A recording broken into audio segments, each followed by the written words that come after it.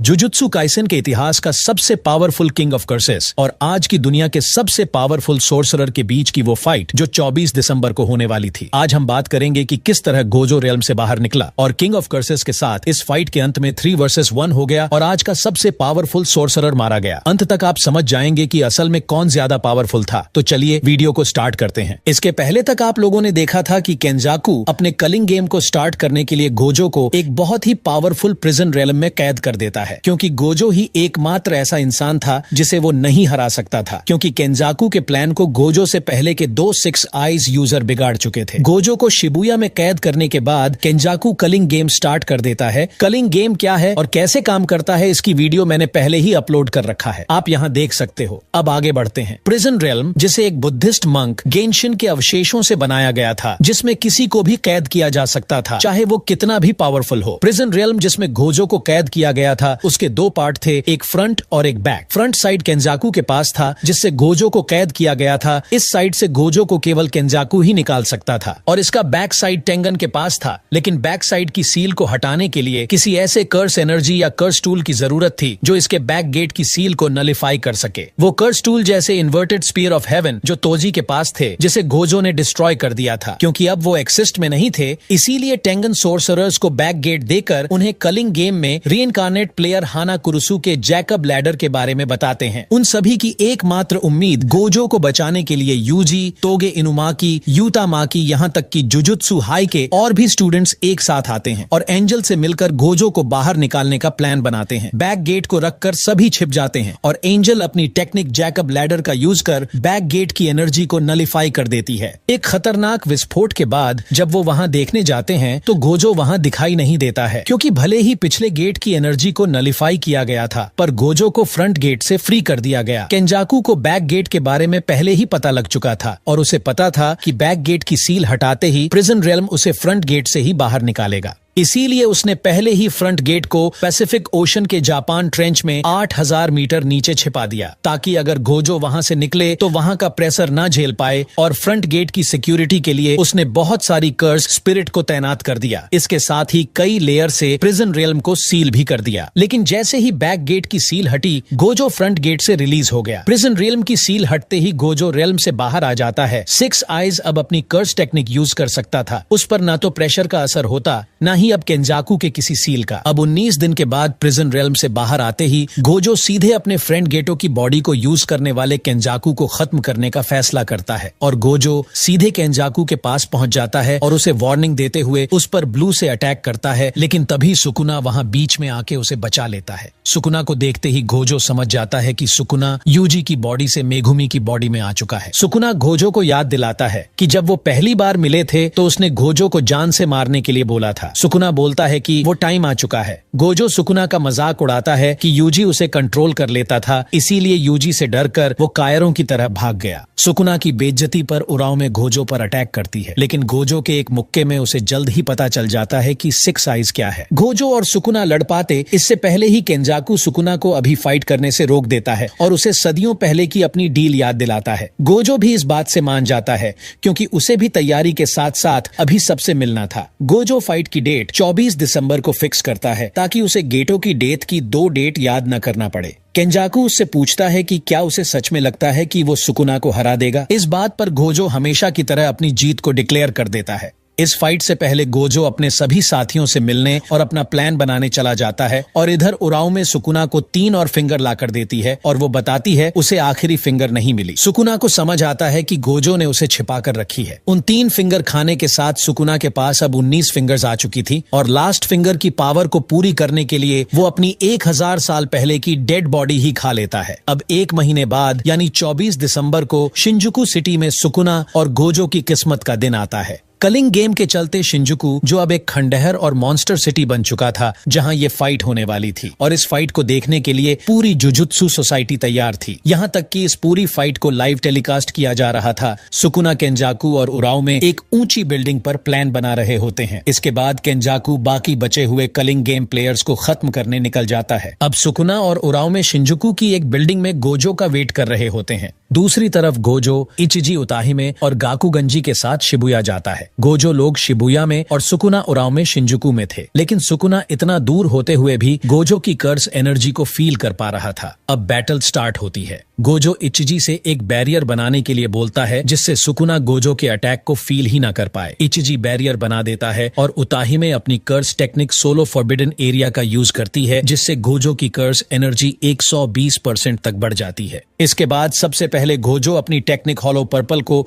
200% पर करके सुकुना पर सीधे शिबुया से ही अटैक कर देता है और इचिजी के बनाए हुए बैरियर के कारण सुकुना अंत तक गोजो के अटैक को नोटिस नहीं कर पाता। गोजो का ये हॉलो पर्पल इतना पावरफुल था कि सुकुना और उराव में शिंजुकू की जिस बिल्डिंग में थे वो पूरी बिल्डिंग धूल बन जाती है। इस अटैक से सुकुना के हाथ तक उड़ जाते हैं। अब सुकुना उन्हें हील करने लगता है और तभी गोजो शिबुया से सीधे शिंजुकू में सुकुना के सामने टेलीपोर्ट हो जाता है। अब दो सबसे पावरफुल आमने सामने आ चुके थे।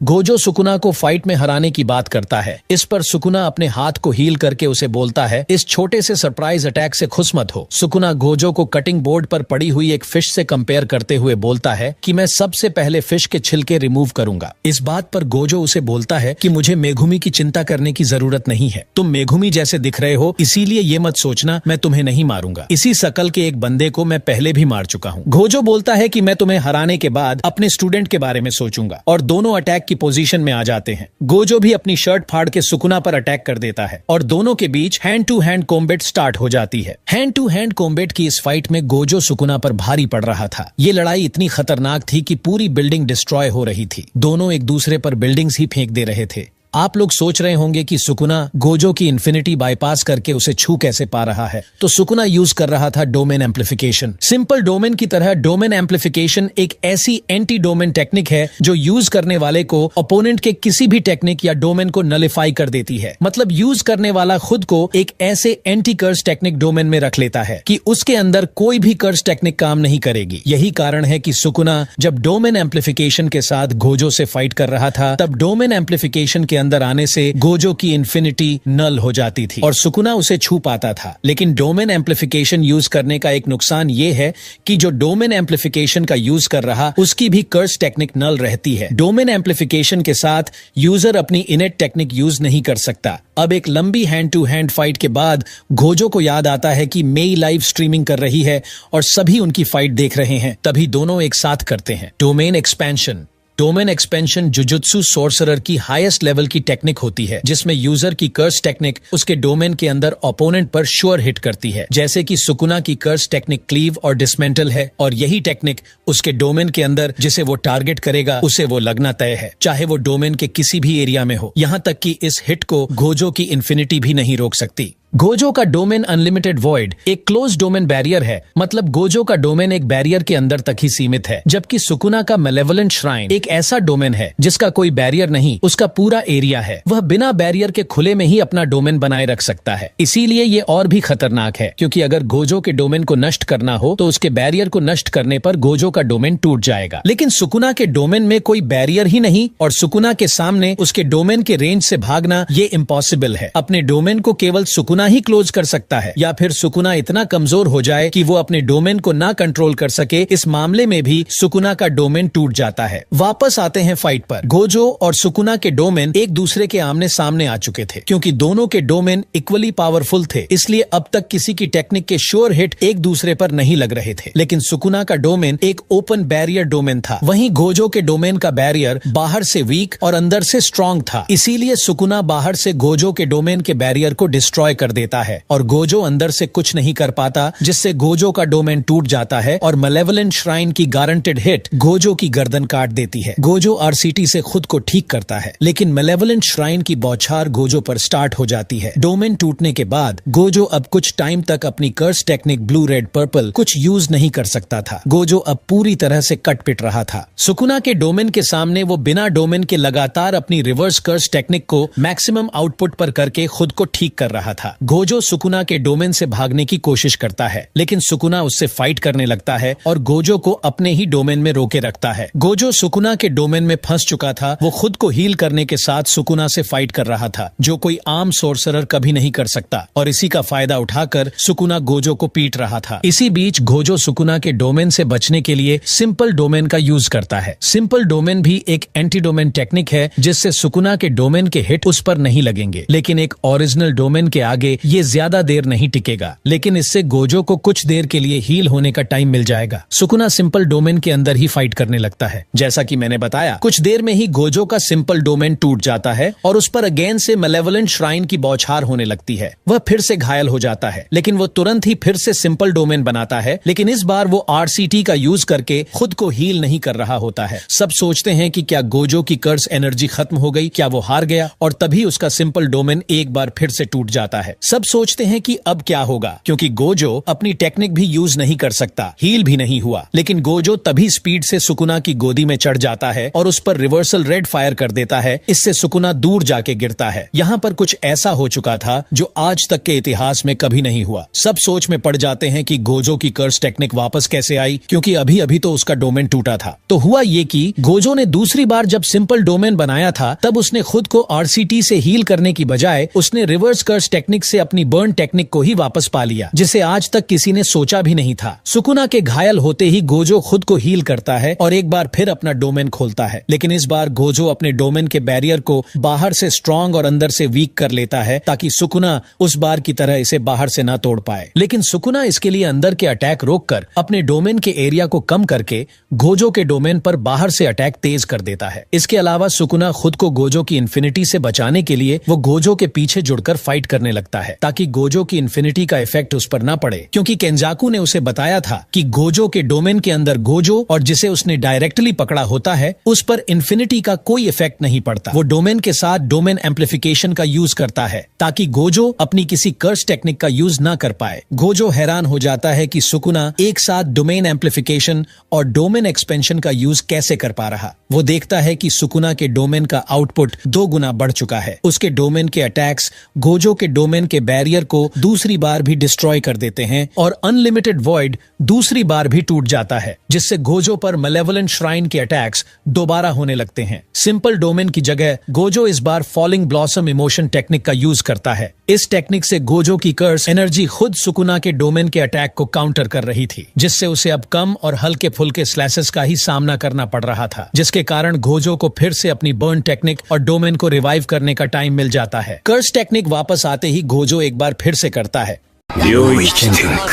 लेकिन इस बार गोजो अपने डोमेन को एक बास्केटबॉल के साइज का बनाता है, ताकि ये ज्यादा इफेक्टिव और पावरफुल हो। लेकिन इसके लिए सुकुना भी अपने डोमेन के आउटपुट को बढ़ाने के लिए अपने डोमेन की रेंज को कम कर देता है, जिससे उसके अटैक्स पावरफुल हो जाते हैं और 3 मिनट के लगातार अटैक के बाद गोजो का डोमेन एक बार फिर से टूट जाता है। सब सोचते हैं गोजो इस बार निपट जाएगा, लेकिन तभी हम देखते हैं कि सुकुना का डोमेन भी इस बार टूट जाता है। यहाँ पर हमें पता चलता है कि इस बार गोजो का डोमेन 3 मिनट तक टिका रहा, और इन 3 मिनटों में गोजो ने सुकुना को इतना मारा कि वो अपने डोमेन को कंट्रोल नहीं कर पाया और उसका भी डोमेन टूट गया। डोमेन से बाहर आते ही दोनों फिर से हैंड टू हैंड फाइट करने लगते हैं। इसी बीच गोजो ये सोचने पर मजबूर हो जाता है कि सुकुना क्या प्लान कर रहा है, क्योंकि डोमेन के अंदर सुकुना को लगातार गोजो ही पीट रहा था। फिर भी उसने मेघुमी की 10 शैडोज टेक्निक में से महोरागा का यूज क्यों नहीं किया। और तभी महोरागा का व्हील घूमता है और गोजो की नाक से ब्लड आने लगता है। यहाँ पर अब सब सोच रहे थे कि डोमेन टूटने के बाद सुकुना अपनी टेक्निक यूज नहीं कर पाएगा